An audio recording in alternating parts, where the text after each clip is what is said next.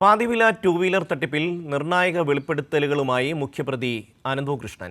സായി ഗ്രാമം ഡയറക്ടർ അനന്തകുമാർ 2 കോടി രൂപ വാങ്ങിയെന്നും കോൺഗ്രസ് നേതാവ് ലാലി വിൻസെന്റിന് 46 ലക്ഷം രൂപ നൽകിയെന്നും അനന്തുവിന്റെ മൊഴി. പണം വകമാറ്റിയ മുഖ്യപ്രതി പലയിടത്തും ഭൂമി വാങ്ങിക്കൂട്ടി. സായി ഗ്രാമം ഡയറക്ടർ അനന്തകുമാർ 2 കോടി രൂപ വാങ്ങിയെന്നാണ് പാതിവില തട്ടിപ്പ് കേസിലെ മുഖ്യപ്രതി അനന്തകൃഷ്ണൻ പോലീസിന് നൽകിയ മൊഴി. മൂവാറ്റുപുഴ പോലീസ് നടത്തിയ ചോദ്യം ചെയ്യലിലാണ് പ്രതിയുടെ നിർണായക വെളിപ്പെടുത്തൽ. സഹകരണ ബാങ്ക് മുഖേന തന്റെ അക്കൗണ്ടിൽ നിന്നുമാണ് പണം ട്രാൻസ്ഫർ ചെയ്തത് എന്നും അനന്തു പോലീസിനോട് പറഞ്ഞു. കോൺഗ്രസ് നേതാവ് ലാലി വിൻസെന്റിന് 46 ലക്ഷം രൂപ നൽകിയെന്നും അനന്തു മൊഴി നൽകിയിട്ടുണ്ട്. പണമിടപാട് സംബന്ധിച്ച ബാങ്ക് രേഖകളും വാട്സാപ്പ് ചാറ്റുകളും പോലീസിന് ലഭിച്ചു.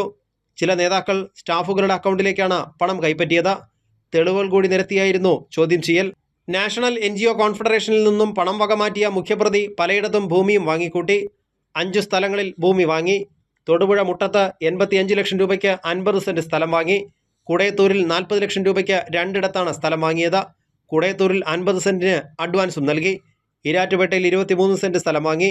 ഇതുകൂടാതെ 1.5 കോടി രൂപ വിവിധ ആവശ്യങ്ങൾക്കായി ഉപയോഗിച്ചതായും കണ്ടെത്തി.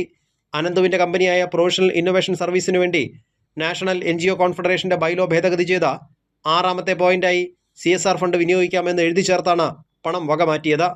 കൈരളി ന്യൂസ്, കൊച്ചി.